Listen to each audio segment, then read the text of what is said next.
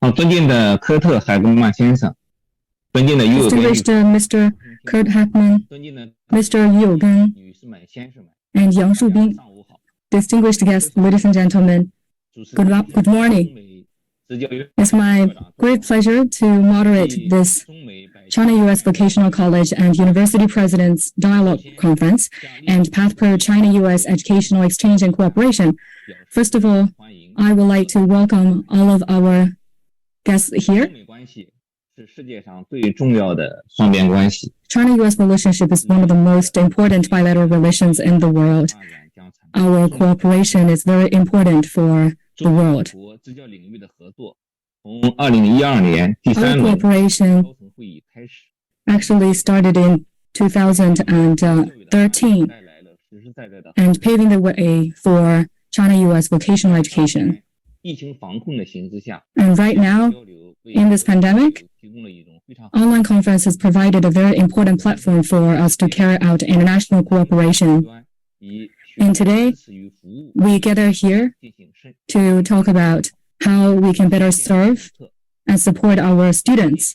支教领域 And I believe 人文交流 this can strengthen our people-to-people exchanges in TVET cooperation.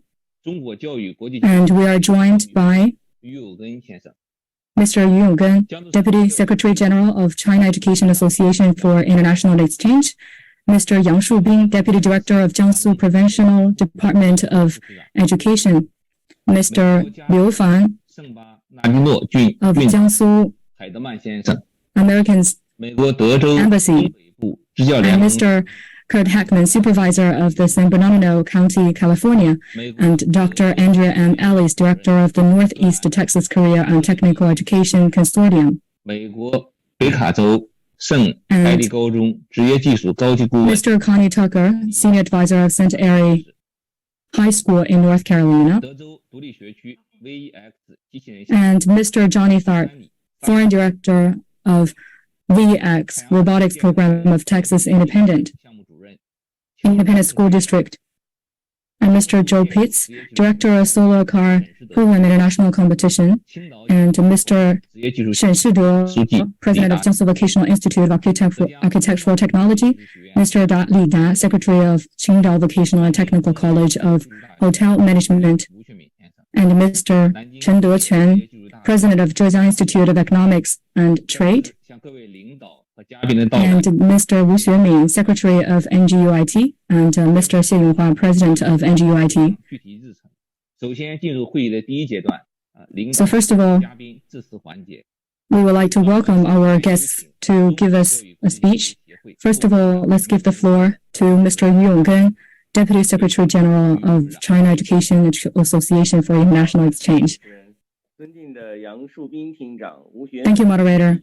谢永华校长 Mr. Mr. Kurt Hackman Distinguished guests and Mr. Kurt Hackman, 各位尊敬的中美学区代表、院校 and also representatives from China and U.S. TVT community. 非常 Good morning and good afternoon. Good evening. 当中美两国的节假日开启之前呢，我们中美两国的职业 As the 教育 holiday is approaching in China and U.S. is very, it's a very good opportunity for us to gather here and to attend this 在此呢，我代表 Path 活 per 动的 China-U.S. Educational Exchange and Cooperation activity. 向 And here, on behalf of China Education Association for International Exchange, I would like to extend a warm welcome to all of you here. 职业技术 And I would also like to thank NGUIT for the organization, who is also a member of our association. Thank you for the support of this conference. 交流协会工作支持的江苏省教育厅 And we would also like to thank 各个友好院校 Jiangsu Provincial Department of Education and 大家也致以节 Jiangsu universities and colleges for their support. 作为与经济社会发展联系最为敏 TVET has always been a very important part of our socioeconomic development, 经济社会发展 and they play a very important role in innovation, entrepreneurship, and also improve our well-being. 教育高质量发展， So high-quality TVET development 青年人 can help us train talent for the future 界的大门， and unlock their potential. 经济社会发展提供人才和 And they can also provide a very important role in the country's socioeconomic development. This is also a concern around the world. 近年来 China also attaches great importance to TVET development. In recent years, as we continue to reform China's education and also with the adoption of China education law, we are actually going on a new path of high-quality development. We're integrating industries and TVET colleges and also cooperating with enterprises. So far, we have gained very impressive results, especially in August. We have organized the first TVET World Conference in Tianjin, showing that China is willing to work with all parties and to learn from each other in TVET community. And we would also like to lend our strength to the 2030 UN Sustainable Agenda. As a national organization that carries out people-to-people exchanges, we have been engaged in this community in the 90s, and we have close ties with U.S. colleges, for example, ASCU, ACC, and ACT, and other well-known technical colleges. And we have also joint research on technical and vocational talent, and we have carried out other joint programs widely received by students and teachers from two sides. Ladies and gentlemen and friends, right now, the world is changing very rapidly, and we are seeing a lot of changes in the world landscape. We understand that our future is closely linked. Only cooperation can we overcome challenges. And we have also a dialogue between Jiangsu and the U.S. All stakeholders have joined this conference in the U.S. Congress, and we have a very thoughtful discussion on policies in education. And I hope we can seize this opportunity to share more insights and also to contribute to high-quality TVET education and train more technical talent and contribute to the country and also the world. I wish this conference a great success. And also Happy New Year in advance. Thank you, everyone. 好，感谢于武根先生的精彩致辞。下面我们有请江苏省教育。Now let's welcome a speech by Mr. Yang Shubing, Deputy Director of Jiangsu Provincial Department of Education. Distinguished Mr. Hegman, Mr. Yu Yougen, distinguished leaders, guests, ladies and gentlemen, good morning, good evening. We're gathering here for this online session to attend this China-US TVET Leaders Dialogue, organized by NJUIT, Nanjing Vocational University of Industry and Technology. I would like to hereby extend our warmest welcome to all of you and our warmest congratulations to the successful convening of this conference, and would like to extend our warmest appreciation to all of us. Jiangsu is economically developed and has diverse cultures. It enjoys the most in development dynamism. Jiangsu has been emphasizing education for a long time, and we have a very good foundation. It is one of the best places for higher education in China. China's TVET has provided a lot of talents for national development. The high-quality development in TVET in Jiangsu has two features. The first is that it has high-quality development. Jiangsu was one of the first places to have TVET in China. It has 90 such institutions, over 840,000 TVET students, and over 95% of such students are employed on a continual basis. We have 433 majors, covering all the first primary categories, covering all the economic development areas of Jiangsu province. There are 20 such institutions in Jiangsu that are included in the national list. the largest number in the whole of China. And the second feature is that we have been actively engaged with international cooperation. We have been continuously learning from the best practices around the world. There are around 20 such institutions that have been cooperating with foreign institutions. There are 11 such programs. NJUIT has worked with the New York State University on a logistic management program, and the program has won a number of high-quality awards. And on the other hand, we have been actively engaged with international cooperation. 28 such institutions have been developing 57 programs around the world, and we have recruited a lot of international students. Ladies and gentlemen, the US-China relation is one of the most important bilateral relations in the world, and education cooperation is a very important part of that. It will help us better conduct our people-to-people exchanges. Not long ago, in November, when the US President and the Chinese President met, President Xi Jinping of China proposed that our cooperation will extend further and further, and they encourage further cooperation between the two sides. Our conference today is actually a part of our effort to further build such a cooperation platform, and I hereby suggest the following.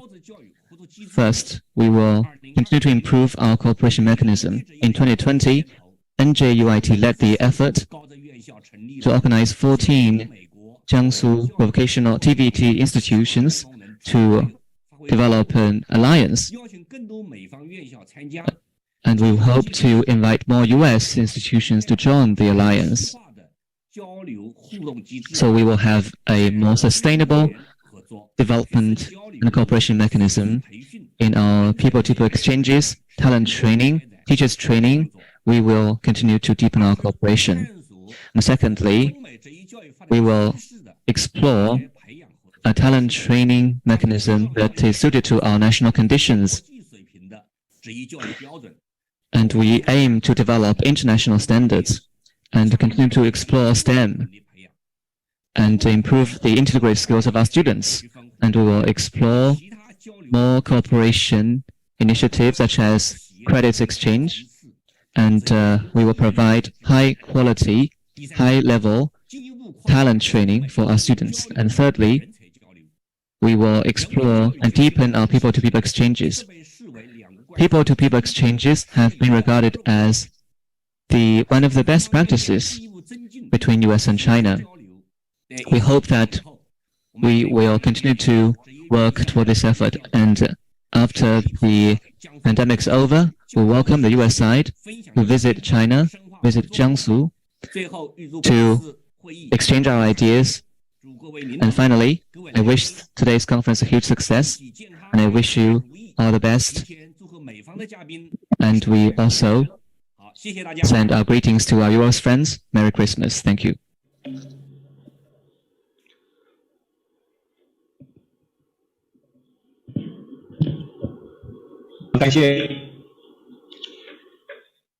Thank you. 杨树斌先生的精彩致辞，感谢杨树斌先生的精彩致辞。Thank you, Mr. Yang Shubin. 接下来我们有请南京工业职业 Now let's give the floor to Mr. Wu Xuemin. 这个是中美百千万，大学党委书记吴学敏先生。咱们是中美百千万院校之一。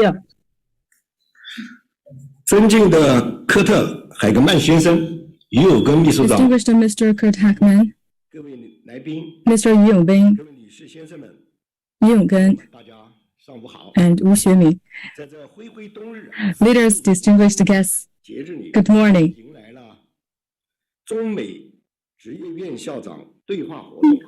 And we are now at the 京工业职业制度大学 China-US TVT Leaders Dialogue. And here on behalf of NGUIT, I would like to extend my great thanks to all of the guests 院校长 who are participating in our today's conference and activity. 各位来宾表示热烈的欢迎。Thank you very much. 向长期以来关心和支持学校 And also, I would like to extend my thanks to people who have been supporting our work for a long time. 还有一个特别向大家报告的一件事儿， And 就是 I would like to share with you that 中国教育国际交流协会于友根副秘书长 Mr. Yu Yougen 即将前往中国 shortly 驻美国 will 纽约 go to 旅行 the U.S. Embassy to be the education counselor in the Chinese embassy to the U.S. So here, I would like to congratulate Mr. Yu Yougen. 事业更上一层楼， I hope that you can gain great success in your career. 这样的机会， And as you are taking the role of education counselor, 中美职业 hope you can continue to support 这项事业 China-U.S. TVT exchanges. 适合者不以山海为远。中美职业教育交 China-U.S. TVT education and 最 cooperation 重要的教育交流活动之一。 is one of the most important activities 年前 in our 1915年 bilateral 中 relationship. 国职业教 In 育 fact, 先贤 in 黄彦先生 1915, we have a lot of pioneers in China who have tried to modern China's education, and they have visited the U.S. and other countries in Asia 考察了美国 to learn local practices, especially in the U.S. 教育机构， These pioneers visited 25 states and dozens of associations in the United States in order to learn from their experience. 美国等教育经验的基础之 This is to learn from the U.S. best practices and also combine with China's 改革大 local context. And there comes China's educational reform. 中国教育史上第一 In 1918, 学校 we have the first 职业学校 TVT college in China. 发展这所学 And after 100 years of growth, 的南京工业职业技术大学，在 this college has become 办学经历， our college, NGUIT. 学校始终传承 Over the past century, 黄炎培职业教育思想， we have always been carrying forward our ancestors' philosophy of education. 形成了手脑并用、双手万能 We focus on both theories and practices. 合一的教学原则。早在2000年， As early as 2000, 国际知名的目标愿景，签 Our 订了 we have already proposed the goal to become a world-famous 江苏 TVT college, 美国高职教育合作联盟等高层次的合作， and we have also set up some Jiangsu U.S. TVT 联盟 Cooperation Alliance, WFCP 等 together with WFCP 90多个境外 and 和院 90, altogether 90联系。 foreign colleges. 我校中 We are maintaining close contact with them, 办学项目为主 and we're also running 果， international programs. 江苏省教学成果特等 And we have also achieved a grand award 一等奖。 of the Jiangsu teaching results and also the first class of teaching results of a national class. 启动实施了江苏高校 And Jiangsu province has also initiated the 建设项目， platform 遴选了14家 of cooperation between 江苏省高 Jiangsu and the U.S. 作为江 Altogether, Jiangsu selected 14 high-level 学校， TVT colleges to be the partner of U.S. colleges, 努力实现 and we are proud of them. And today, we are gathering here, 是的 hope that we can achieve deeper cooperation and exchanges. 总书记 In 同 November, 总统 President Xi Jinping had a dialogue with 会晤，重启了中 President Joe Biden in Bali, 搭建桥梁进程， 中美 reinitiating 当今世界 China-U.S. 重 relationship. 要的双边关系之一。 And this relationship is one of the most important one in the world, 新时期 and educational exchanges 要支柱， is part and parcel of this relationship. 我们将致力于不断地拓展， And we will work to expand areas of cooperation, 为两国在职业教育领域合作创造积极的条件。 and we will create enabling conditions for TVT cooperation. 机制， First of all, we need to 人文交流 improve our cooperation mechanism. We have to take advantage of our 教育政 people-to-people exchanges mechanism to have more policy dialogue and share experience on a regular basis. In industries, China and U.S. have their own advantages, and we can complement each other in terms of our industries. By dialogue and communication, we can strengthen cooperation and communication. We can contribute to rapid post-COVID economic recovery. I hope that more U.S. colleges can be part of this China-U.S. TVET cooperation. And second, and deepen TVET colleges cooperation. Right now, China is accelerating this modernization process of a TVET system from technical secondary schools to junior colleges and to TVET colleges.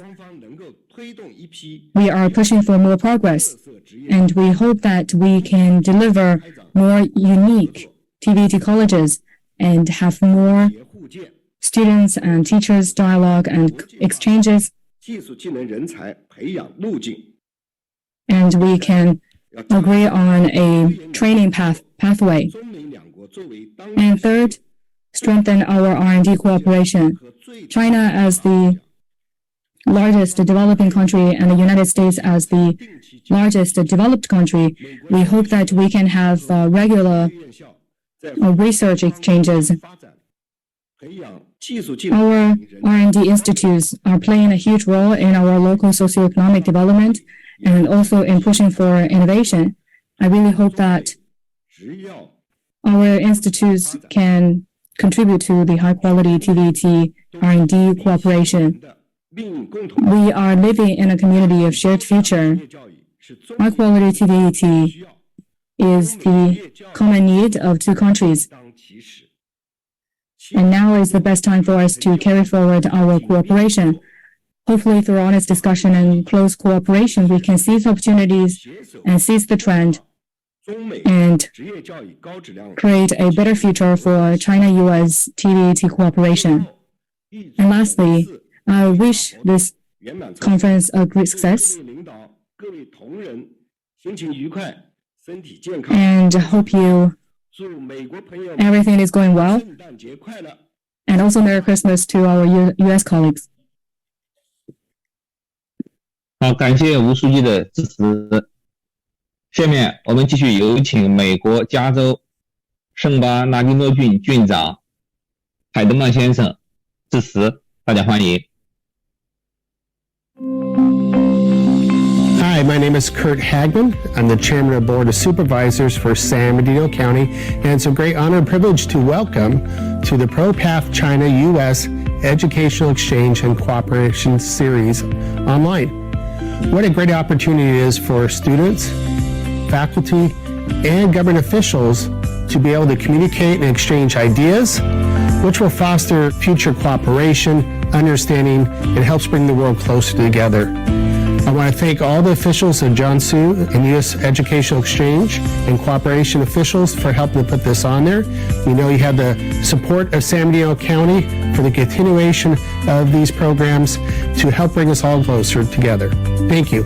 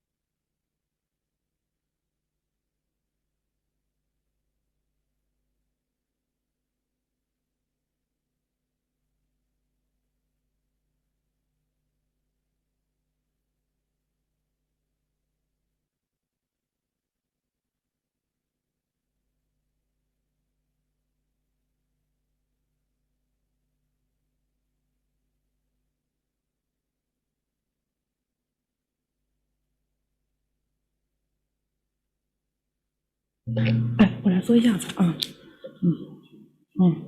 好，好，我们的主持人啊，刚才不小心掉线了啊，感谢海德曼先生。下面进入会议第二阶段主旨报告环节。首先，让我们有请德州东北部执教联盟主 Next 任 is the keynote speech part. Now let's give the floor to Dr. Andrea Ellis to give us a keynote speech. Welcome. Good day to everyone. I am so happy to be here. My name is Andrea Ellis. I have about 20 years of experience, a little bit more than that, in education, public education, at the higher education, and then, of course, at pre-K through 12th grades, so our middle school, high schools, and then college level, both in teaching and in administration sides. I have a huge passion for career and technology education and for our college career military readiness, trying to get those students get the most opportunities and connect the learning with a vocation for their futures. I'm so excited to be here, and I'm glad that you're here because you have taken the first step of many, and most of you are probably well into the steps. You are taking a step towards trying to better yourselves and better your students and try to find best practices as best you can. So first and foremost, we are going to say thank you and good job. You are doing amazing as educators, working diligently in a field that does not get enough thanks and praise. So I want to say, first off, thank you, thank you, thank you. And I definitely appreciate all of the hard work that each of you are doing around this globe. It takes a village to get our kids where they need to be to really be successful. And I'm so glad that we have a group of educators and a group of people who really want to better our society in a way that can be so fulfilling and so rewarding. So thank you, thank you, thank you. So we're going to go ahead and get started here. We have a lot to cover, and I just am so excited about this. So let's get going. So today you're going to hear me talk about vocational programs and career and technology education programs interchangeably. So when I'm talking about those vocational and those career and technical programs, I'm not only talking about trades, skilled labor. We are also preparing students to go to college or to a technical school, or to be prepared to go straight into the workforce. So I just wanted to make sure that we're all on the same terminology. So when I say vocational or when I say career and technical education, I do mean the same thing. I have found that there are a few things that are specific to career and technology education that help students navigate through their educational careers and on to successful careers in industry. We're going to talk about a few of those, and I'm going to call them the pillars of technology, career and technology education. The first of which is programs of study. Simply put, programs of study are a combination of a sequence of courses and any additional activities that you provide for students that help the student move through the educational process, build the foundational knowledge, and move on to the next step, whether that's industry or into a career, a technical school, or onto college.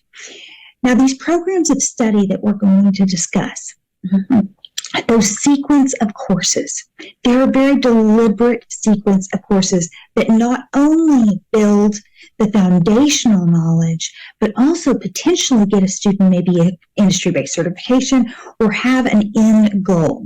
That degree, that industry-based certification, and at the very least, they get that foundational knowledge so that they can go on and be successful in their careers. Currently, I work with 13 public high schools in the state of Texas in the U.S. We are working diligently to make sure that every student is college, career, or military ready by the time they graduate. So some of those things look like being a program of study completer. So following through with those programs of study, with those sequence of courses, and most of those culminate in what's called an industry-based certification. So a certification that industry recognizes and values. So that is what our goal is on an everyday basis, is helping students navigate those programs of study and getting through those. All of the schools with whom I work have programs of study in ag engineering, welding, education and training. Most of them have the culinary arts, design and digital media, accounting, business management, and many, many others. Automotive, aviation, robotics, drones, so many program of study options. It's really up to you at your institution and what your students need, and aligning the needs of the community with the needs of the students, and making sure that we get students skilled in labor and skilled in education that can lead to something that is right now valued by industry and that is needed in industry. So that's the important piece of that. We want to make sure that they are enrolled in the right things. So let's look at, what do we need to do? What do our communities need right now? Do we have a big company going in? Is there a need that is obvious in our community that is a really good place? That's a good place to start on what programs of study you need to offer. You also need to come back and look at your student aptitudes and your student interests. What do they want to do? If you've got a whole lot of students that want to do cosmetology and want to do hair and nails and makeup, then let's see, are there jobs out there for that? If there are jobs in your area for that, or in a reasonable place to send them, then absolutely, let's put those programs of study in place. So, and let's make those happen, and let's get the industry partnerships to help us fund a new program of study if we need to do that. So those are all ideas of how we can really make program of study implementation successful for those kiddos. To do this, it's absolutely imperative that we align the students' enrollment. So we must get the right students in the right programs for the right reasons. We must be assessing those students on what their interest inventories, what their aptitudes are for specific career paths and specific programs of study. So as we move through this, from a student services perspective, we really have to fully understand the programs of study that are offered at our institution. We have to be part of the conversation on helping align those, and we have to make sure that we enroll students and give them the tools that they need, the skills that they need to really truly be able to navigate the educational process. So walking them through that enrollment process is very, very important key to really making sure that our students get the right courses from the very get-go so they can pull through and get that training that they need. The second pillar is relationships, relevance, and rigor, in that order. A former supervisor of mine once said that relationships, relevance, and rigor, in that order, are the most important piece to what we can offer students every day. Relationships are so vital. Have you ever walked into your office and no one said hello to you? No one said, hi, how are you? No one greeted you. No one asked you how your evening was. It's a pretty meaningless feeling, and we don't want students to feel that way. We want them to feel valued. We want them to feel like we want them there, because we do. We want them to be successful, and we want them there. So they need to be met with a, hi, how are you? We're glad to see you today. Because time and time again, especially with our new younger generations, it is imperative that they feel like they are wanted. So it's our jobs to create those appropriate professional relationships that we build with those students to tell them that they mean something to us. We value them, and the educational process is something that is doable for them. So they will meet those high expectations we set because of the meaningful relationships that we can build with our students. Second is the second piece of our RRR is relevance. So we have to create relevant information. So within our programs of study, we have to have relevant education happening and relevant content. So when you combine the high relationships with relevant information, the rigor will come. Because students will meet every high expectation if they can see that they are valued and that you believe in them, and the relevance is there, that they can see a reason why they need to learn this information and learn this set of skills and where this set of skills is going to go, then they will accomplish so many great things, and they will meet expectations that you never knew that they could, and that they never knew that they could. So that rigor will come. So relationships, relevance, and rigor are all tied seamlessly together, and we must build upon each of those elements for this second pillar. The third pillar is work-based learning. Work-based learning can look a lot of different ways for a student. Basically, work-based learning is connecting the education and the skills that we're learning in the classroom or in the laboratory directly with industry experiences. Now, there's a couple of different ways, or a few different ways, that we can do work-based learning and implement a work-based learning program. One of those is the typical internship. So partnering a student with an industry, the student goes to the industry and they have an internship, paid or unpaid, but that is very much a hands-on, on-the-job type of training that a student could step into, that internship, apprenticeship type of role. And those are very, very valuable. Students can very quickly see whether they're going to like that position or not, the importance of the education and the skills that they're learning, and those long-term are kind of the traditional work-based learning settings.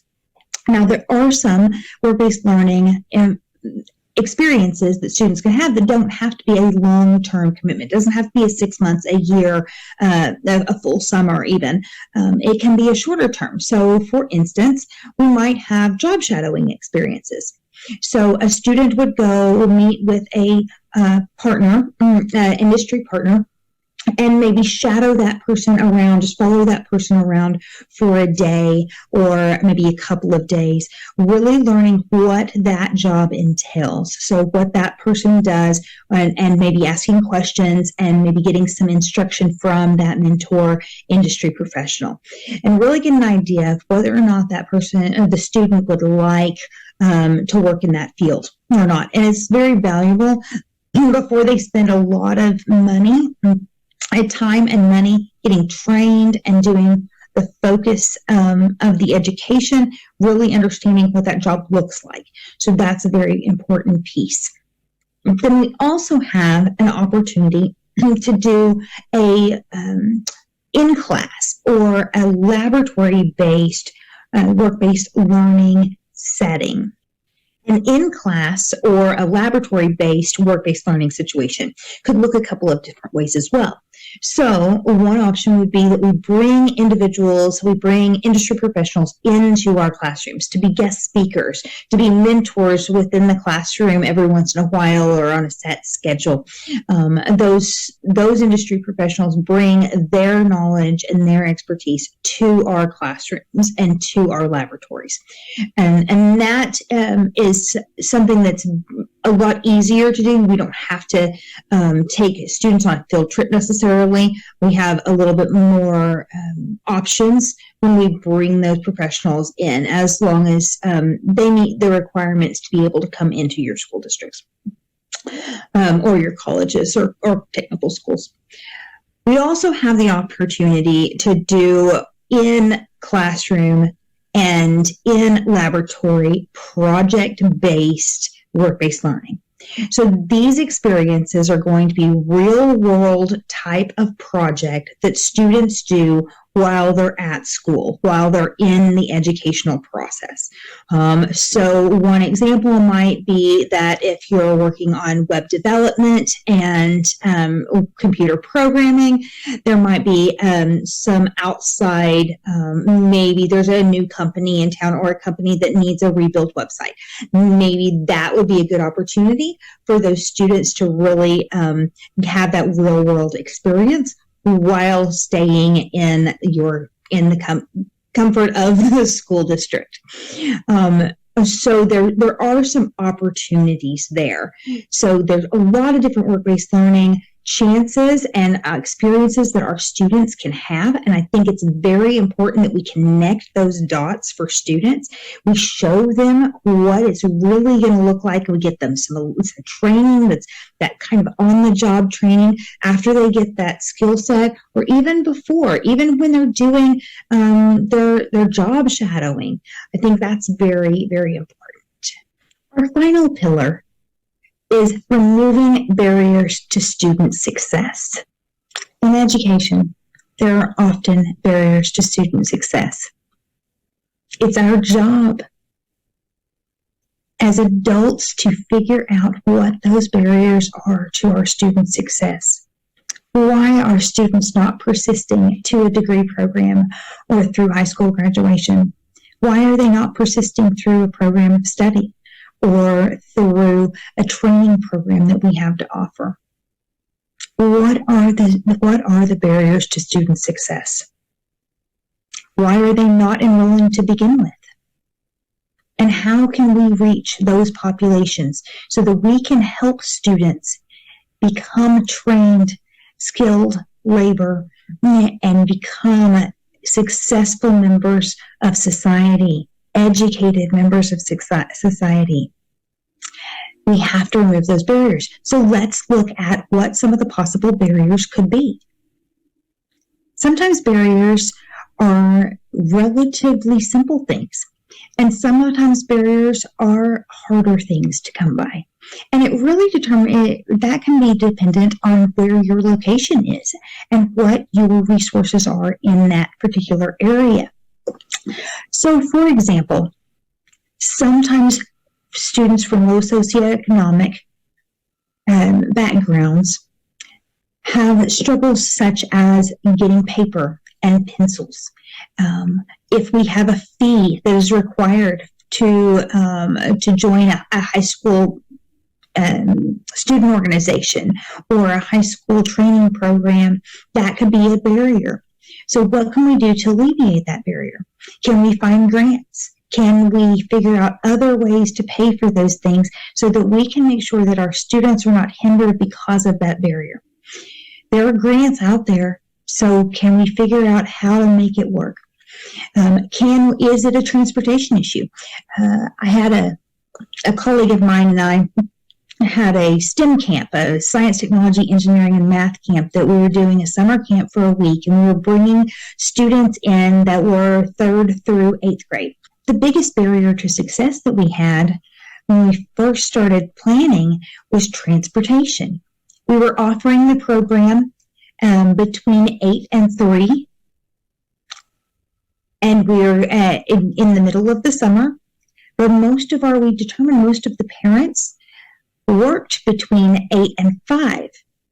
So we needed to figure out transportation for the students or an after-school situation or something along those lines. And we were able to create a transportation system where we sent out our buses. We ran buses even in the summer, even though we don't normally run buses for summer school. So we made sure that our students could get to the STEM, the science, technology, engineering, math camp that we had provided just by providing that transportation. Sometimes it's a meal. Sometimes that's the barrier. Often the barrier is time and money. So how do we alleviate, how do we help our students find the time and find the money to be successful in our training programs, because we don't want to have any barriers out there that we could possibly get rid of. So absolutely look at your programs, see if there's any barriers to our student success. Is it a gender thing? Are we having gender inequalities that are happening that we could remove that barrier in some way? Are there transportation issues? Are there money issues? Are there funding issues? Is there time? Is there daycare issues? Do we need to provide daycare for our adult students so that they can come to training? That absolutely might be a concern and an issue. So look at your barriers to student success and then align your offerings and your services within your institution so that you can better meet the needs of students, not just educationally, not just learning those skills to be successful in industry, but also how do we make everyday life work while we're in school. And let's make that a priority, that we can remove those barriers to give our students the best chance possible to be successful in our career and technology and our vocational programs throughout the world. So we've discussed what I call the pillars of career and technical education, or career and technology education. Number one, programs of study. Number two, looking at the way we interact with students, having relationships, providing relevant content, which will build that rigor. Number three, providing work-based learning opportunities and experiences for all of our students. And number four, constantly reviewing any barrier to student success and figuring out how to remove that barrier to student success so that those students can have the best chance possible of being successful. I very much appreciate your time, and I appreciate all of your efforts. Thank you so much. Have a great day today. 谢谢安德利亚·爱丽丝女士。再次感谢。下面我们有请南京工业职业技术大学校长谢永华先生做主旨报告。再次做一个特别说明，因为 Let's welcome a welcome speech by Mr. President Mr. Xie Yonghua, President of Nanjing Vocational University of Industry Technology. So dear American friends, ladies and gentlemen, first of all, I'd like to introduce myself. I'm Lila Zhang, the Director And would like to Cooperation and Exchange Office of Nanjing Vocational University of Industry Technology. Our university, NJUIT, is chairman unit of Vocational Education Committee of China Education Association for International Exchange.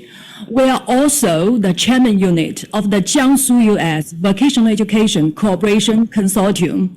So I do hope in the future we have more opportunity to cooperate with each other through China-U.S. TVET Leaders Dialogue. Okay, so now I will give my speech in Chinese. Now I will switch to Chinese. I'm going to focus on three parts: the introduction to our school, status of our U.S.-China cooperation. First of all, the founder of our university, Mr. Huang Yanpei, in 1918, 1919, he visited the U.S. for quite a number of times, and he visited a lot of TVET institutions of the U.S. He was strongly influenced by the U.S. philosophy.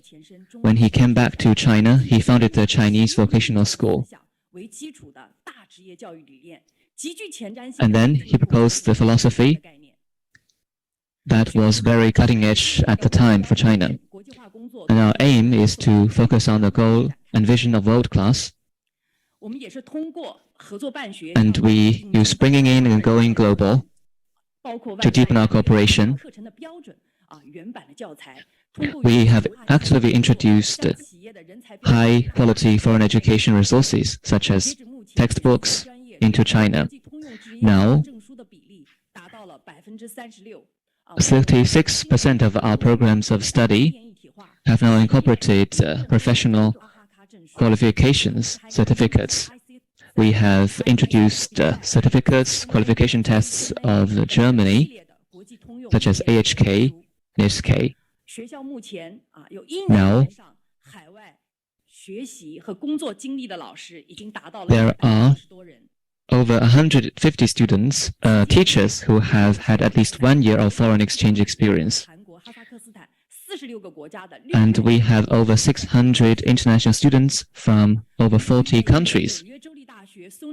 We have worked with the State University of New York, and our cooperation has won a number of high-quality and well-recognized awards in China in TVET. And we have launched the very first international, the very first Center for International Education on Chinese plus TVET in last year. The center surrounds Chinese plus TVET textbook development, and we also focus on teacher training, laboratory construction, among others. In addition, we have held a number of project workshops on Chinese plus TVET, and we discussed textbook development and reform, and we have developed 18 such textbooks. In the past couple of years, we have fought against a lot of difficulties and carried out a lot of programs. We have trained a lot of teachers, both domestically and internationally. And we have received a lot of media coverage by both domestic media organizations and foreign international news agencies. And with the approval from China, we have now launched the very first Confucius Institute that features TVET. Our feature is that it integrates both Chinese and TVET skills. In November, Chinese Premier Li Keqiang and the Cambodian Prime Minister Hun Sen witnessed the opening of this Confucius Institute. 6 of our programs of study have been approved by Cambodia. In 2016, we established a branch in Zambia, and our program has been recognized by Zambia. Our teaching standards have become the national standards for Cambodia, for Zambia, and on US-China cooperation in TVET. In November this year, Chinese President Xi Jinping met with US President Biden. President Xi Jinping pointed out that currently the US and China share more common interests. We have no confrontation. This agrees with our common interests. It is fundamental to us. In 2019, President Xi Jinping met with the president of Harvard University, and he pointed out that education is a very important part of US-China cooperation. It can help promote our cooperation, and we encourage more cooperation between us, and we hope to see more fruitful results. In 2020, Vice Premier of the State Council, Sun Chunlan, pointed out that higher education is a very important part of US-China cooperation. It promotes mutual understanding between the two peoples, and we hope that universities of China and the US would be inclusive and contribute to building a community with a shared future for humankind. In the past 3 decades of international cooperation, NJUIT has had a lot of achievements. We have worked with AASCU, AACC, CCID, and SUNY, and many other institutions and associations. We have maintained close consultations and cooperation. Last year, at this time, in December 2021, we established the Jiangsu U.S. Higher Vocational Education Cooperation Alliance with strong support from the Jiangsu Provincial Foreign Affairs Office. And the alliance enjoys a lot of advantages. And we work on joint teaching, communications, credit transfers, among many other fields. We have also launched the dialogue mechanism between China U.S. vocational college and university presidents. We hope that the dialogue and today's conference and many more conferences like this will be sustainable, and we will continue to explore and to develop more of such conferences. And we might hold such conferences and communications exchanges in turn. The US-China PassPro program was initiated in 2012, 10 years ago. The launch of this program was to provide opportunities for many institutions, teachers, and students in China and the US to provide more opportunities for them to communicate. And our university is one of the first 4 universities. As part of the program, we worked with the US to launch the logistics management program. Back then, when our students achieved 3 years, completed 3 years of study at NJUIT, and then they would go to the US, SUNY for 2 years, and then they can get their degree. According to this program, as part of this program, we have also launched the China-US Rising Star Study Camp. And in each year, our study camp would feature a different theme. For example, in last year, our theme was on aeronautics and aerospace. And the program, the camp, has been well received by both sides. We have also had dialogue between heads of provincial and state educational departments of China and the US. We hope that, as usual, we would hold such dialogues in turn. These activities have contributed a lot to our cooperation. In talent training, we have worked with the US schools, institutions to introduce the best practices and mechanisms. And our students have gained a lot from our cooperation. NJUIT has jointly established engineering research centers, laboratories, and many other bases in cooperation with the US side. We have also relied on our extensive cooperative network to introduce our best resources and to provide a lot of opportunities for our students and for our teachers. In the future, we hope that our cooperation can focus on the following, and we will work more on credit transfer and textbook development. In terms of our cooperation, teachers' cooperation project, short-term projects, short and medium-term projects, and long-term projects, we hope to carry out more extensive cooperation. And inter-school student mobility project, we hope to carry forward this project. We have already had a very good foundation in this regard.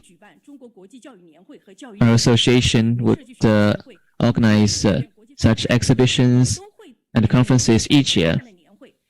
and annual meetings annually. And now, the dialogue and this project will be held annually.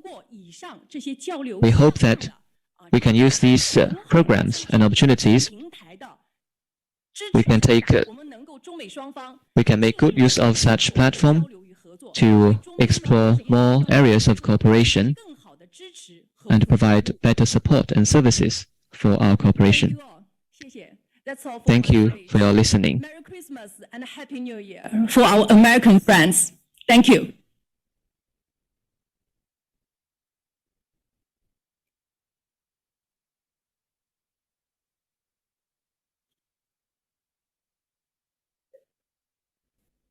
好，感谢张海宁精彩报告。下面进入活动第3阶段。 Thank you for your speech. Now we move on to the third item of our agenda, panel discussions. Now, first of all, let's welcome Miss Connie Tucker, Senior Advisor of St. Diary High School in North Carolina. Hi, my name is Connie Tucker, and I am an AP Language English teacher and the Senior Class Advisor at Mount Airy High School in Mount Airy, North Carolina. And today I would like to take just a few minutes to tell you about what we do here at Mount Airy High School to partner with our local community college to offer students options for different pathways that they can use to further their education. Success in today's global economy may require a 2 or a 4-year degree, a certificate, or a diploma. In North Carolina, our community colleges and high schools have partnered through a program called Career and College Promise, in which qualified high school age students in North Carolina have the opportunity to pursue these options tuition-free while they are in high school, which allows them to get a jump start on their workplace or college preparation. So through its design, the CCP program provides 3 pathways to help eligible students be successful after high school. So the first pathway is college transfer. And this is a more traditional pathway. So students are able to take classes at our local community college tuition-free while they are also taking classes at their local high school. So this is called dual enrollment. The students are enrolled both at Mount Airy High School and here at our local community college at Surrey Community College. And we work together to help them create a pathway that they can simultaneously take classes at both locations that will count as high school credits, but also as college credits. So as a part of our school counseling team, we meet with every student who's interested in this pathway, and we discuss options about where they might want to go to college after high school, what they might want to major in, and we help them choose community college courses that would match up with their plans. Sometimes that means getting general education requirements completed while they're in high school. So maybe they will take social science classes, English classes, math classes that are standard when you attend a 4-year university as something that you would want to do in your freshman or sophomore year of college. So these general education requirements, they can get out of the way while they're in high school if their high school schedule allows them to take those as electives. In our community, these classes are often offered in person, so our students would have to drive to the community college and take a seated course, just like as if they were a college student. Some of the classes are also offered online, so we have students who maybe don't drive or have a transportation issue or have a scheduling issue, and an online class works better for them, so they can take the class online. Regardless of the way they take the class, at the end of the semester, their grade that they earn in the community college class shows both on their high school transcript and on their college transcript. So the grade they earn factors into their high school GPA and also is a college credit that can be applied as a transfer credit to whatever four-year college they plan to attend. It is possible for students to earn their associate's degree at a community college while in high school, so that when they graduate from high school, they may have a high school diploma as well as a 2-year associate's degree from a community college. This is probably not the norm for most of our students. They cannot squeeze in that many classes before they graduate from high school, but regardless of how many they take, it helps them when they get to college because they've already got those classes out of the way and they can more quickly focus on their major or their degree of focus. So that's one way that we work with high school students to allow them to accelerate their education while they're in high school. And a great benefit is that they're able to do this tuition free. So if a student, for example, takes enough classes during high school to be, let's say they earn 18 college credits while they're in high school, those credits were earned free. And so when they get to college, if they go straight to a 4-year school, they'll get credit for 18 credit hours. And that could potentially cut down their college time by a semester, which is a huge savings for some of our families from a cost standpoint. The next pathway that students can explore is our career and technical education pathway. Career and technical education works the same way. Students are provided access to courses tuition free while they're in high school, and they most often earn an associate's degree or they can earn certificates, which are certificates that they are proficient in a trade or a skill, and usually this could be a 5 to 8 course sequence as opposed to 2 years worth of classes. This is industry specific, class specific, and certificate specific. So every certificate is slightly different. Again, we meet with our students one-on-one. We are a small high school in North Carolina with a population of only 600 students.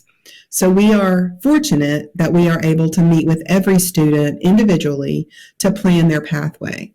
So we would meet with the student, and if they are interested in a more hands-on trade or skill or something that they would like to pursue in the career and technical education pathway, we explore with them what those offerings are at our local community college and sign them up for those classes just the same way we do the college transfer.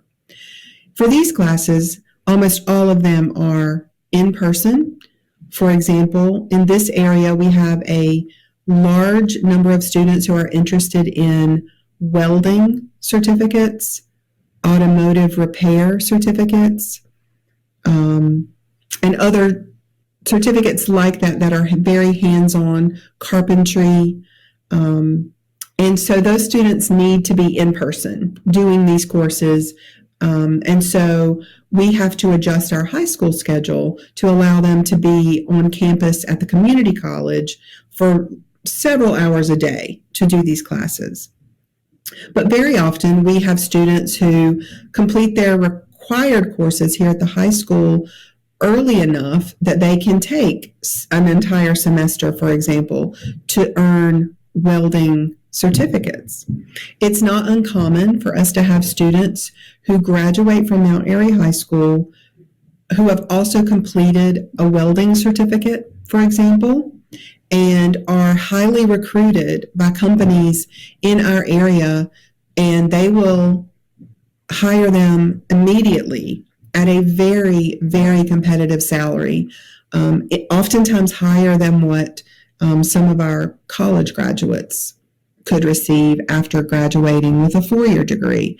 These career and college promise technical certificates are very valuable for students. And they've completed them while they were in high school, which means there was no cost to them to earn that certificate. So it's a very exciting program for us. It's very hands-on with each student. Every student is different. We have students who are very focused on healthcare occupations, and so we spend a lot of time helping them create a pathway that might lead to a certified nursing assistant certificate, perhaps an associate's degree. We have students who want to pursue nursing, and they're all different levels. They can begin with an associate's degree that they can earn while they're in high school and then go on to a two-year college to complete the next level, or they can transfer to a four-year college. There's so many different ways that students can accomplish their goals, and we try to tailor our work with students to their individual needs. It is very rare in today's educational landscape that all students follow the same pathway. It makes our jobs a little more complex as we guide students because they have so many opportunities and so many options, but it is so much more rewarding for the student, and it is also a lot more beneficial to our workforce and our employers. They are asking for students. They need employees in skilled trades, in nursing. Our hospitals need technical workers, and this is allowing students to fulfill those needs and earn a wonderful salary right out of high school. And then some of them continue on and finish their degree at Surrey Community College or another community college in North Carolina to complete their two-year degree, or they may go on to a four-year degree, to a four-year college and complete a bachelor's degree as well. We believe that this program is an excellent partnership, and it provides choice for our students and fulfills a need in our community. Thank you very much for letting me share with you today, and I appreciate the partnership that we have. Thank you. 好的，谢谢康妮·塔克女士，再次感谢。 Thank you, Ms. Connie Tucker, for your sharing. Now, let's welcome a speech by Mr. Johnny Tharp from the Director of VEX Robotics Programs of Texas Independent School District. Let's welcome. Good evening. Can everyone hear me?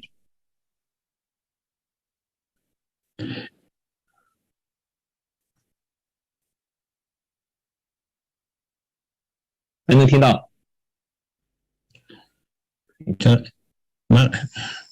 evening. My name is Johnny Tharp, and I am the former director of VEX Robotics for the Greenville ISD School District. And tonight I'm going to talk to you about how robotics can validate a student's education or make their education relevant, and also prepare them for the workforce. But before I get started, I'll give you a few qualifications about myself and introduce myself to you.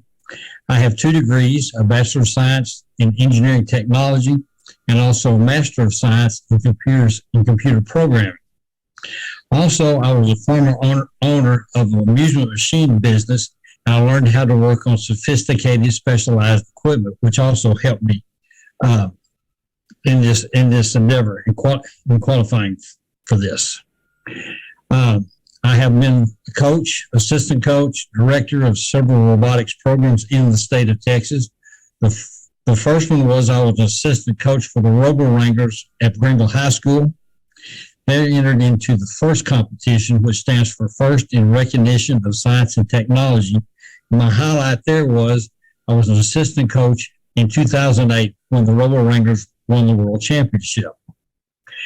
The next up, I was the head coach of the first VEX Challenge, which was the very first year for VEX Robotics in the United States and also in Greenville.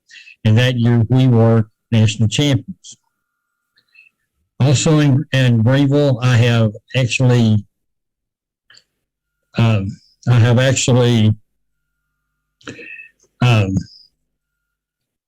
we won over 120 championship trophies in that time.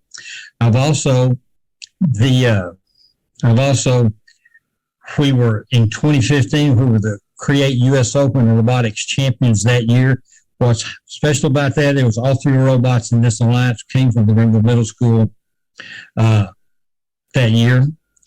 At the VEX Robotics, at the Create US Open that year, we were also the Excellence Award winner, which is the highest award given in VEX Robotics. And at VEX Worlds, we were the Design Award recipient.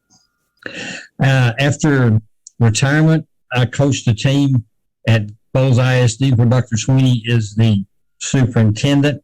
That year, we finished second in the state tournament, which qualified us for the Create US Open. It was canceled due to the pandemic and also the VEX Worlds, and it was conducted virtually, and our team actually finished 22nd that year. So let's talk about, if I'm going to show you how robotics is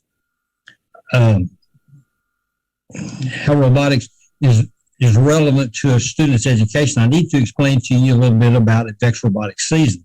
So let's start with that. The first thing that happens is you get a game reveal because the game changes each year. The game is revealed at VEX Worlds. It's revealed on the third Friday night in April. We look at a video, and we're given a link to download the game manual. And then out in the display area, there is a play field with the new game objects and the play field there, which allows us to examine the game objects and helps us get started on preparing what we would like to do. So once we leave VEX Worlds, we go back to school. We have students try out for next year, and then we wait until August, and then we conduct a summer camp where students are assigned to teams, and then of course, and also students become familiar with the game. They use things they use is to robot size, and then also different special rules for this year, like how can you manipulate an object or how big you can expand a robot after the match starts. The students first determine how to determine the maximum number of points that they can score in a game, which leads to two lists that they make for the robot. There's a must-have list, which means this robot must have must be able to handle these parts of the game in order to be successful at a high level. One is something they would like for it to do, but if they can't make it do it, then that's okay. They also start preparing their engineering notebook and writing in it, which is something very important to them later on. Summer camp and the build season, students will conduct preliminary tests on their robot design, which is called prototype. They will take like a pickup mechanism. They don't have to have it the right side, attached to a robot, but they will use your hands or whatever is necessary in order for them to determine whether this pickup design will work or not. Then next they will start building their robot, which they will usually start working on the drivetrain to make sure it does what they want it to do. Build season lasts until the first league. A league is a tournament that is conducted over about a 6-week period of time. This is good for students in the early stages of the season because they can go to a tournament, run some matches, find out what the robot does, what the robot can't do, and then they have time to improve it before the next set of matches the following week. And the league lasts for 6 weeks. And they also continue writing in their engineering notebook. Then tournament season starts after the league. This is where students takes their robots to additional tournaments to determine how to improve their robot design. And because the robot design is an iterative process. At the tournament, once the tournament is over, the students will review their performance to determine what went as planned, which is what they do not want to change. And and also determine what did not work as planned. So, and what they need to do to help improve that before the next tournament, and also continue writing in your notebook. Depending on how well the robot perform and the students perform at a tournament, the students in Texas can qualify for their state tournament. Then at the state, they can also qualify for the Create U.S. Open Championship. Then at the state tournament, depending on how well the robot students perform, then the students can qualify for the VIX Worlds. So let's talk about a tournament. What happens at a VIX Robotics tournament? The first thing the students do when they arrive is they have to register their robot. They have to let them know the people that are running the tournament that they are present and ready to compete. Then the next thing they do is they take their robot and it goes through what's called a robot inspection, where they look at the size, number of motors, how can the joystick communicate with their brain, and all, this allows each robot to start on an even playing field. Then there's an opening ceremony where they welcome the teams to the tournament. The head referee will explain any specific parts of the game they're looking at and answer any questions from the teams about the competition. Then you will have the qualification rounds. Then you have an alliance selection, elimination rounds, and then once you have determined the tournament champion, then there'll be a award ceremony at the end of the day where trophies are presented to the teams. A robot match. Each qualification and elimination match consists of two robots forming an alliance versus two robots forming an opposing alliance. In the qualification rounds, a computer program randomly assigns your alliance partner and your alliance opponents. In the elimination rounds, the teams are ranked from first to last, and then the high-ranked teams will select their partner to go into the elimination rounds. An elimination round is the best 2 out of 3, with the winner advancing until there's a tournament champion determined. In addition to the tournament on the side, while the tournament is running, there's a thing called the Skills Challenge.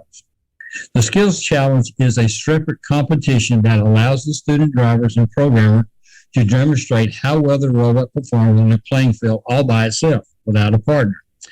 In the driver Skills Challenge, the student drivers drive a robot for the length of the match and score as many points as they possibly can. And then during the programming skills, the student programmer writes a program that allows the robot to score as many points as it can during the match time. And then your total score between the driver skills challenge and the robot skills challenge determines the robot skills champion. Also during that time, the robots are judged. You have a group of adult judges interview the students about the different aspects of the robot design. And the judges also review the student's engineering notebook, which one judged award comes completely from the notebook. The judged awards are given to the teams that the judges determine are deserving. Judged awards will also qualify teams for the Create U.S. Open and for VIX Worlds. So in summary, how does robotics validate a student's education? First, they need reading comprehension skills because they are required when they're reading the game manual. The math is used to determine the maximum points that can be scored in a match. This is very important because this leads to the design criteria for the robot. Then they have to have communication skills because they are being interviewed by an adult that is a stranger to them, and they need to be able to perform and talk to the judges in an intellectual manner and sell the robot to them. And then they have to have language arts skills because used in writing the engineering notebook. Also, students learn to overcome their shyness when they're conversing with a strange adult. Especially in middle school and grade schools, this is something that's very important for them to learn. Then student drivers are also placed in a position where they can fail, because if they don't win a match or something happens, they can't control the robot, they have to learn how to deal with that. But when they are successful, their self-confidence goes up, and this is something that no coach can teach. And then a summary about how robotics prepares students for the workforce. They learn how to cope with their fellow teammates. They learn how to debate against a robot design feature without attacking the student personally. It's just all about the design, not about the person. And they must sell our market a match strategy to their alliance partners when they're before each match. They do not have a lot of time to prepare for that. And they're required to, they learn how to be a successful contributing member of a team and how to successfully manage and complete an overtime project, because a lot of this build season is actually how an overtime project works. And then they develop leadership skills. I'd like to thank you for the opportunity to present tonight. If you have any questions, please contact me on my email address at tharpjr@icloud.com. Thank you very much and have a Merry Christmas.